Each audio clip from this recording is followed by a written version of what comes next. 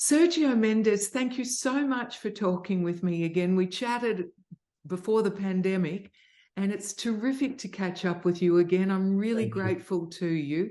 How have you been? Good, good. What's happening? Luckily, we didn't have COVID. We got all the shots, all the vaccination, all the stuff. So far we're good. You've avoided it. That's amazing. Yes. That's fabulous. And you're still, I know that it's your birthday coming up pretty soon. Yes, you're still that's right, so February. active Yes. in the music. I had a look at the documentary that was made about you in 2020 that takes you back to through your childhood and growing up. What was that like for you to walk through that? It was a great experience because John Scheinfeld that produced it and that directed, and he's a great guy, very musical, very sensitive. So we spent 2 years together. We went to Brazil and here, and it was really a great experience. He did a great job putting it together, and it was a very, very, very good experience for me to review my life, and we had some good footage. He was able to get some great footage from different shows and different places. So yeah, it was great. It must have been a bag of mixed emotions for you, was it? Yes, absolutely. Yeah. I didn't see it until it was finished. He didn't want me to see it, and I didn't want to see it. Where I didn't see any of the interviews either. I came on the end, and because he didn't want to, cut the surprise. Yeah, it was great. It was wonderful. Yeah, and it's been very well accepted all over the world. Have you released it in Australia? I don't think so. No, I mean, as I said, I've seen it because your beautiful assistant sent it to me, but I haven't seen. I'm going to check out and see when it will be released. Okay. All right. So that I can promo that as well, because it's something that everybody should see. It's like This Is Your Life, 2 hours of This Is Your Life, Sergio Mendes. And it's got so many fabulous insights into who you are and how your life has panned out. It's an incredible story. So, everybody should definitely see it. Sergio, the one thing I really took from that, well, I took many things from the documentary, but one of them was how you've managed to stay so relevant and almost alter yourself like a chameleon over the times to keep your music relevant as music has changed over the decades.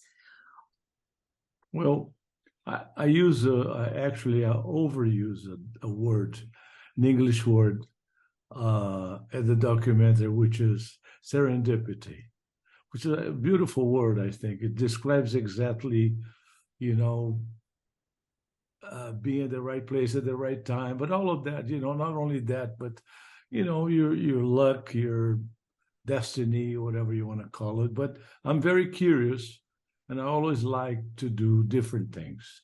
Since I started as a musician, to play with different people and to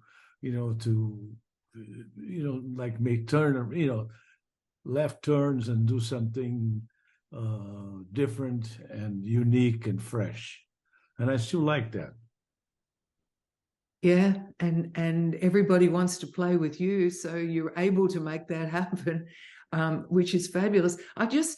Can we go back to where it all started from you? Do you mind walking me through an abridged version of your life too? Well, it started with the piano coming to my life when I was, I think, 7 years old, and start taking classical music, and then around 12 years old, 13, I listened to jazz for the first time, and I fell in love with the language, and I started putting together, trios and quartets, and 69, 68, 69. I'm sorry. Let's see. 58, 59, Bossa Nova starts in Brazil. Right. the great music and Antonio Carlos Jobim, and I was working on a small club in Rio, in Copacabana, the Bottles Bar, and so again had different bands, different, and Bossa Nova was just exploding all over the world. They had a Bossa Nova concert at Carnegie Hall in November of '62, which is exactly 60 years today. And I came with my band, and Jobim came, João Gilberto, and then I met all the greats, So, I mean, so you were really caught up in music from a very early age, and there was never any doubt that that was what you were going to do with your life. But I can imagine your father, who was a physician, was he happy about that, or did he have dreams of you following in his footsteps? He had mixed feelings. He didn't realize then that, because being musicians in those days in Brazil was not something that would give you a great future or anything like that. So my mother was very supportive from the beginning. Yes. And where did you take your musical talent from, do you think? Where? Yeah, from whom? No, I don't know. Neither of your parents were musical, were they? None of them. No. So I guess once being in Brazil, around this wonderful music and the rhythms, and just I don't know. Yeah. So I mean, then when the bug bit you, and that was all you were going to do, you were really determined that you were going to climb the ranks and make it to the top, weren't you? Never thought about the top. I was sure that that's what I love to do it. That was my passion, period. And I embraced that, and I said, that's what I want to do for the rest of my life.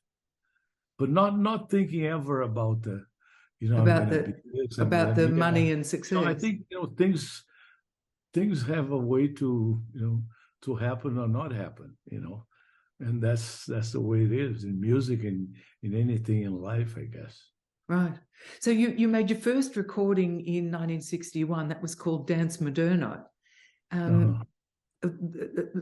You were already off and running that early. Well, not running. I was off. Often working. Often working and struggling. And yeah, that was my first album. And then we put together the Bossa Rio Sextet.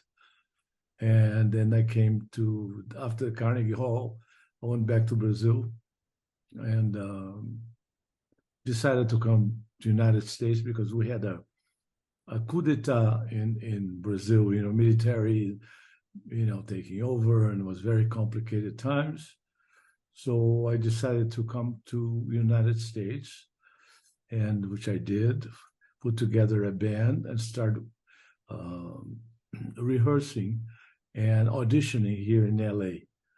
There's a couple of jazz clubs that we played there, and and then record people would come and listen to different labels. And one of the labels was A&M, Alpert and Moss, Jerry Moss and Herb Alpert. They came and they loved the band, and they signed me to A&M. It was a perfect time because Tijuana Brass was just taking off and huge success, and it was a great experience working at A&M. Yeah, I've just come off very close friends. I've just come off a Zoom call with John Ford Coley, and he said to pass on his regards to you too. He said, "I'm going back to the A&M days today with both of you for sure." But how different was it? How different was it trying to make it happen in Los Angeles as opposed to having been in Brazil? I don't understand. I'm sorry. When you came and lived in America and were looking to get record deals there, how different was that in the scene in America at the time than where you had left in Brazil? Well, Brazil in those days was very complicated, as I told you, because they call it the revolution. So they were arresting people. It was just terrible. and the military kind of trying to take over. And so it was a very, very dark period for music, and and I thought it was a great, and being here before, having been here before in New York and meeting all the great jazz musicians, and I said, that's what I wanted to be. I wanted to come to America, and I want to start a career here. So I knew that then. Right. And I'm very glad I did. Yeah, well, the rest is history, really, isn't it? I would love you to tell me a little bit about the song "The Girl from Ipanema." That was, I think, 1964, wasn't it? Yeah, and I remember when I was producing radio for a while, I actually found that girl from Ipanema. Can you tell me a little bit about it from your perspective? Well, Antonio Carlos Jobim was the master. He was a dear friend. In a way, he was my mentor and teacher and, friend. And we spent a lot of time together. And he was just an amazing composer, like Gershwin, like Cole Porter, like those guys, He wrote, I don't know, 800, maybe 1,000 incredible songs. And wow. Every song that he wrote was a gem. So the American jazz musicians got really, very, very influenced by that. That's when Stan Getz recorded "The Girl from Ipanema," which is a beautiful. I recorded later on, and it's a great melody. But not only that one, but I mean, you name it. You say Antonio Carlos Jobim, it's like wow, an amazing composer, and I'm very glad that I had a wonderful time with him. He wrote songs for me. He produced the album, the Bossa Rio Sextet, and and he spent a lot of time here in LA also. Right. He did.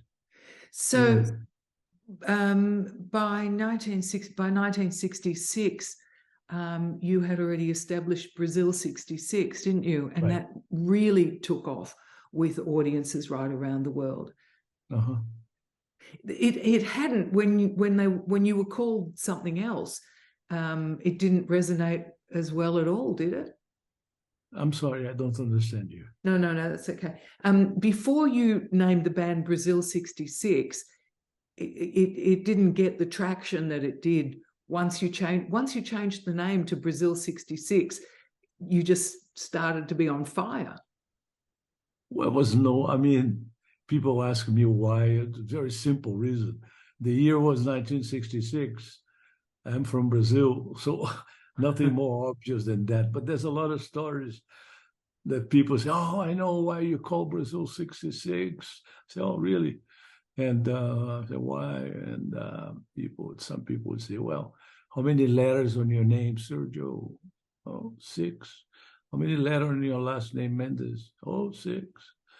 How many letters on your country, Brazil? 6. What year was that? 66. And how many people in the band? 6. So it became kind of a, but it's funny. It was a great coincidence, It was just a natural thing to call it. But changing the name from Brazil 65 to 66 seemed to make a real difference to audiences. Oh, really? No. I think was I had the song, I had the band, and the timing was right. Period. I mean, I could have called Brazil 64, Brazil anything like that. Right. I don't think so. I think the thing is, you at the right timing, you have the great song and the great band, and that's it. Then the sound becomes. Because later on, I even called. I remember the 77 and 88. Yeah. Then I got tired of that stuff. Enough numbers. So serendipity again in Brazil 66 because the song was Maquinada. Maskenada. I'm sorry. Yes. Yeah, that was a song, such an infectious song all over the world. And the interesting thing also, I think, it was the first time there was a song in Portuguese being an international hit. I think the only time. Because, Go For Me Ipanema had English lyrics and, all those other hits after that. But Maskenada, until today, I have to play it and I love to play it. And I go to, Japan, you name it, Korea or Australia, mais que nada, people can sing along and feel good about it. Yeah, it's become part of the culture in every language, hasn't it? Yes. So what do you think it was about that song? Just the I think infection? the melody is so catchy because people don't know what we're saying. The lyrics don't mean much either, you know. It's like, you know, it's just a sounding good thing, but there's no deep meaning. Like the Go from Ipanema, there's a story, but not on Mais Que Nada. But I think the melody and then the arrangement of the song and the way it was sung so beautifully by, you know, the girl singing, it was a very simple thing, you know. It became very catchy, you know. Do you think that's the key to a lot of successful songs, is in the simplicity? I'm sorry, Ian? Is in the simplicity, in keeping it simple. Oh, yeah. Oh, I mean, look at the Beatles and all their songs. They're very, when I say simple, I mean, I'm talking about harmonically, but the line that you can remember, you know, that you can sing along and then remember. And that's what I mean by simple. It's not like Stravinsky, which is not simple, but it's beautiful. Yeah, I hear you. And it wasn't long before you had your second album, Equinox, and that yielded a number of hits too. But the third album, Look Around, you had covered a couple of the Beatles songs. Yes. Why did you decide to do that? Exactly because of the beautiful melodies. Wonderful. They were wonderful melodists, you know, McCartney and Lennon. And I mean, that was fascinating. I said, you know, if I can add, instead of just covering the song, if I can put it into a Brazilian touch to it, like a Bossa Nova vibe or something that feels, you know, arrangement-wise, that feels different. And that's why I did it. And yeah, absolutely, Full on the Hill, and with a little help from my friends and all. Incredible melodies, incredible. And they worked superbly. I mean, you know, and I kept recording after that, you know, when I heard The Look of Love was the same thing. It was Burt Bacharach. The song was a hit by, who was it? I'm trying to remember. Dusty Springfield. But the melody was so beautiful, and the harmonies too, you know. That's the other thing on the arrangements, the harmonies you put in, the concept of the arrangement, and make it sound Brazilian, I think. So I think there's no geographical barrier for a song. Can come from anywhere, can come from Brazil, from Australia, from you know, you name it, from England. But for me, I love melody. I'm a melody guy. Yeah, right. Me too. But giving it that Brazilian touch is a bit like taking a nice dish of food and adding the spices, isn't it? What are those? What's the Brazilian spice? What is that Brazilian touch that you talk about? How do you describe that? I think spontaneity. I think it depends on the song, you know, and again the arrangement, and then how is the song performed, you know? Is that a vocal? Is that an instrumental? And there's no really formula. It's just, you know, something that sticks with you, and you say, "Oh man, I love that. I can't get that song out of my ear," you know, that kind of thing. Yeah, I mean that's why you chose the song in the first place, right? But Absolutely. when you Brazilian it up, when you make it become Brazilian sounding, I mean, for instance, with Scarborough Fair.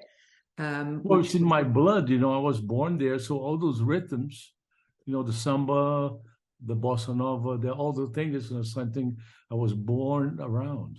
So it's very normal to me to feel that beat and to try to play with that kind of beat behind, you know. Yeah, it's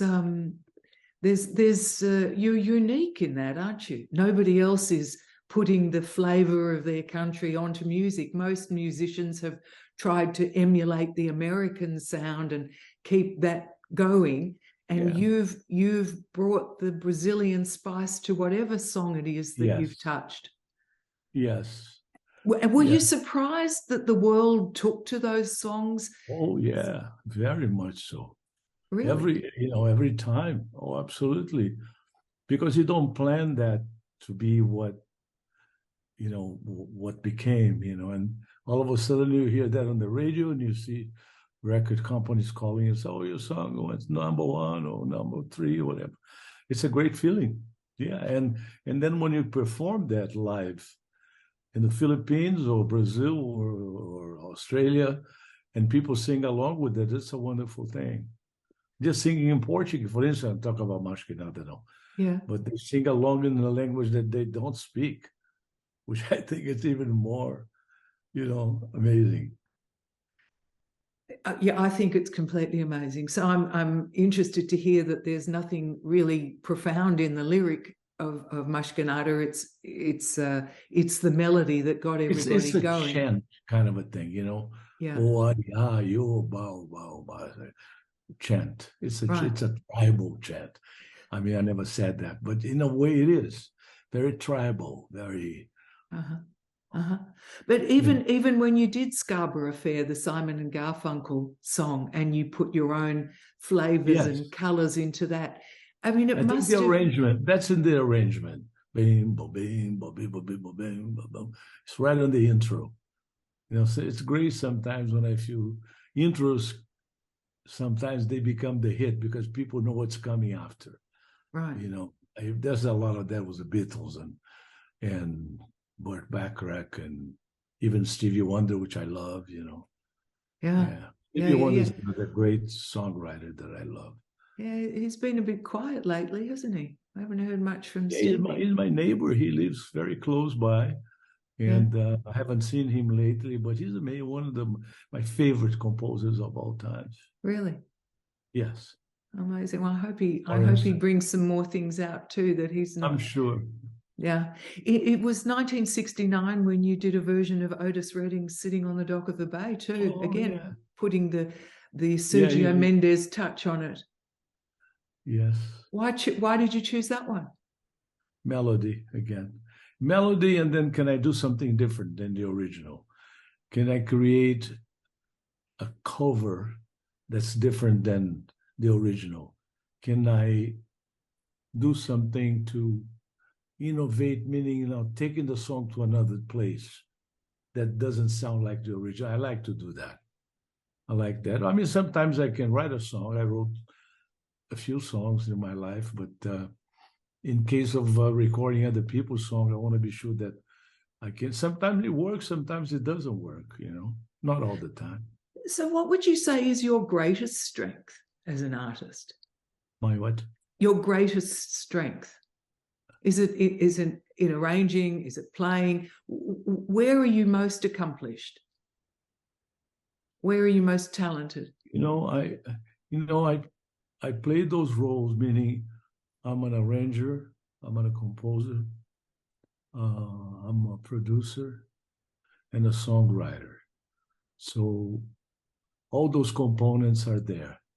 When I get a song and I try to, let me see what I can do here with this song, and it enters the arrangement, and I mean, the different roles, But again, I must say, it's so important, the vocals of the girls, starting with Lonnie Hall and many others, like my wife, Gracinha. That sound, I love that sound. It's very simple, and but I like it a lot. Which role gives you the greatest pleasure, or is that not a fair question? Which role? Which role that you play, whether it's producer, composer, arranger, songwriter? I love playing, performing. I love playing the keyboards very much with the band. It's a wonderful feeling, the personal appearances. And are you still doing those today? Personal appearance? Oh yeah, we do. Yeah, absolutely. Yeah. Oh yeah, we're putting together next year calendar, and we're gonna play We're doing the Seoul Jazz Festival in Korea. We play in the Philippines. We play in Japan, here in the United States, New York, all over the place. I don't do long tours, but small tours, like 2 weeks to come home, and then that kind of thing. And you're okay with the flying, and I mean, it must take its toll on you. Now it's terrible. Yes, it was a Thanksgiving here in America a few days ago. They had like 3,000 cancellations on one day. So that's always something that it didn't happen before the pandemic. That's and right. You're there in the airport stuck. What are you going to do if your plane doesn't get there for the show? So all those things are, right now they're reality. So we try to leave a day before, sometimes 2 days, 3 days before, be sure that we're there. Yeah, but I mean, not only that. I mean, it must have been much easier touring when you were 30 rather than when you're 80. What different do you feel the difference? And I guess you accommodate those differences. You take it a bit easier. It's just more people traveling, and more problem with the flying because of weather or whatever, or pandemic, or it's much more complicated now. Right. I mean, for me. But you're still doing it. That's great, because it not only gives you pleasure, but it gives the audiences such great pleasure too. Absolutely right. Yeah.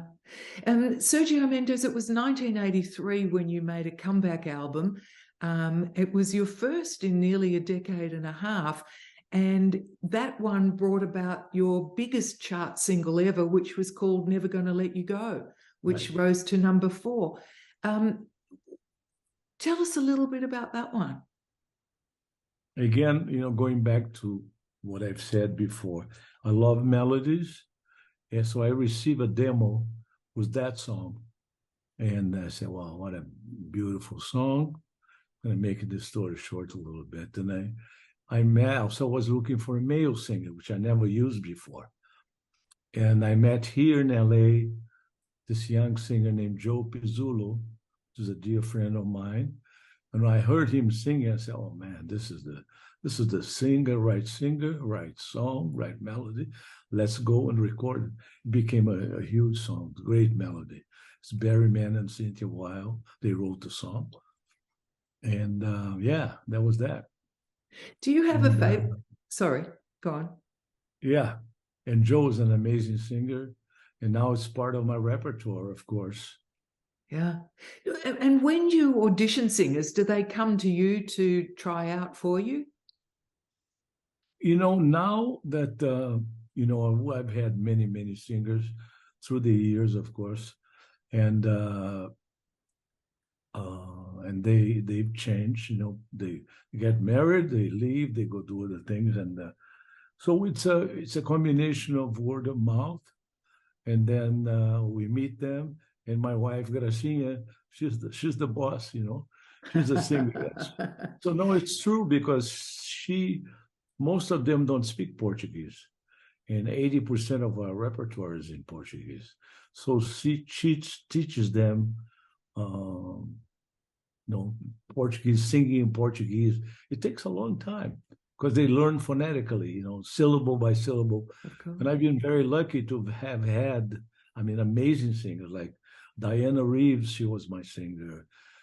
Saida Garrett, she was my singer too, and many others. I have now this girl, Katie Hampton, fantastic. So, it takes a time to train them, to make that thing sound really authentic. Yeah, authentic, but that sounds right, Yeah. I think that's my wife's job, training the singers. I think I recall from the last time we spoke that you told me that you had actually met your wife, Gracinha. She was a backup singer for you. When I met her, no, she was singing. She was 17 years old. She was singing with a band in Brazil. And I saw her singing, and I said, hey, okay, let's go. We've been together for 50 years now. Wow. She's great. Amazing. So since she was 17, you've been together. That's wonderful. And she's been your right hand ever since. Absolutely. Yeah, absolutely. I'm chatting with Sergio Mendes. Sergio, there's a story that I'd love you to share with the audience about how you were popular in the rest of the world, but not so in America for a little bit of time. And it even became a story on the TV show Seinfeld, didn't it? On the TV show Seinfeld. They were talking, in Seinfeld, they were talking about Sergio Mendes. Oh yeah, and I don't know. Oh, you don't know about that story? I'll have to tell you, because in one of their episodes, they were doing a little bit of comedy about you and how popular you were in the whole of the world, because you really have touched people all over the world, haven't you?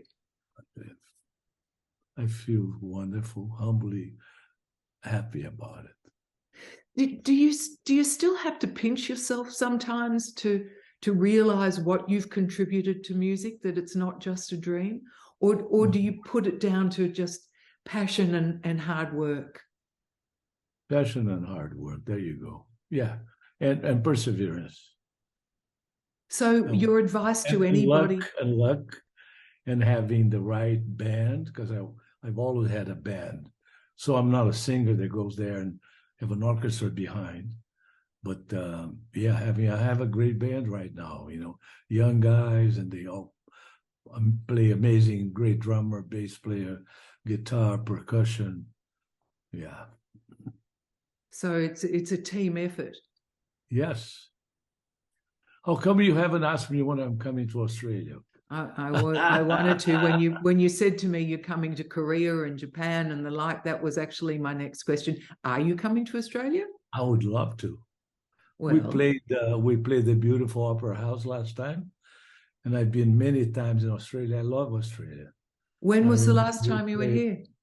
Well, we're there, I would say, 4-5 years ago. I think that's probably exactly the time. That's why I spoke to you last time. That's right, because you were coming here. We played Melbourne, Perth. That's right. Yeah. But I remember, great country. I love it. Well, we want you back. Can you make a phone call and organize it? I'm ready. That would be great. That would be awesome. So your program goes, is that podcast, right? Yeah, it's a radio show that goes out to 150 radio stations right across the world, from Bolivia and Kenya and through the US and Canada and the Philippines and all over.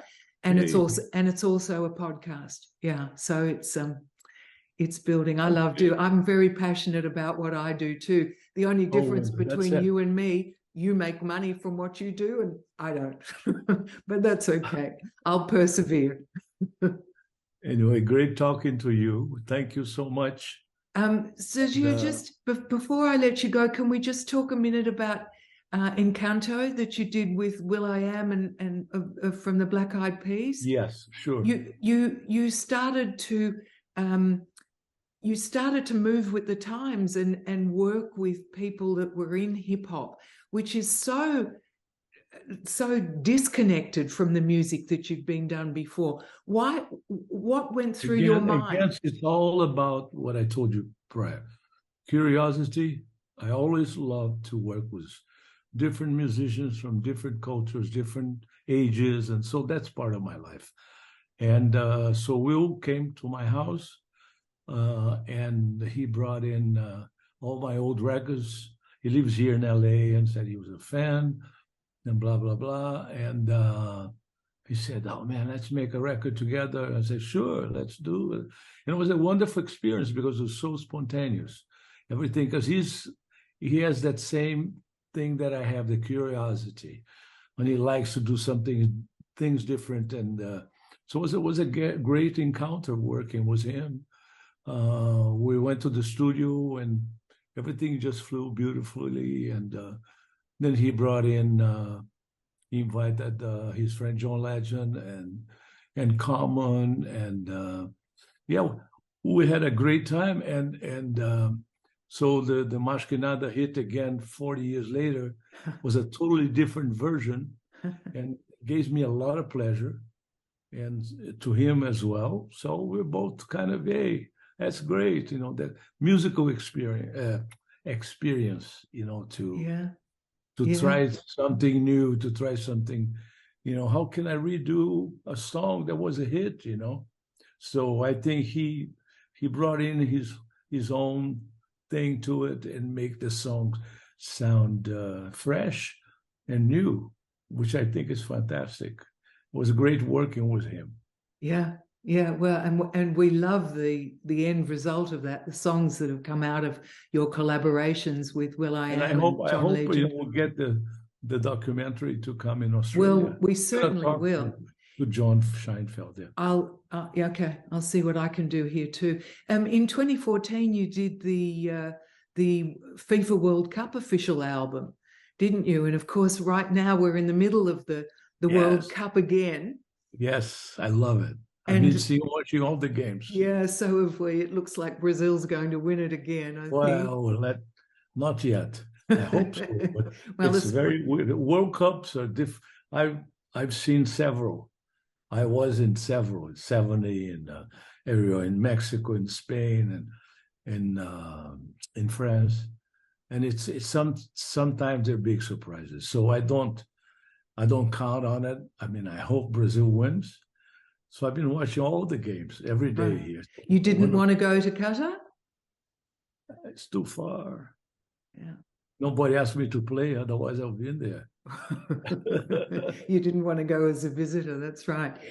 Just before the pandemic, Sergio, you issued that studio album called In the Key of Joy.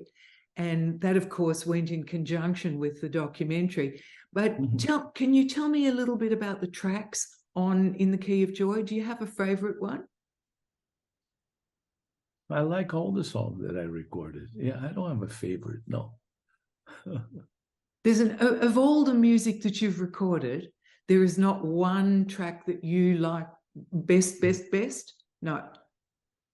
There are a few that I like it a lot, that I have wonderful memories of recording it. I mean, many, even songs that were not hits.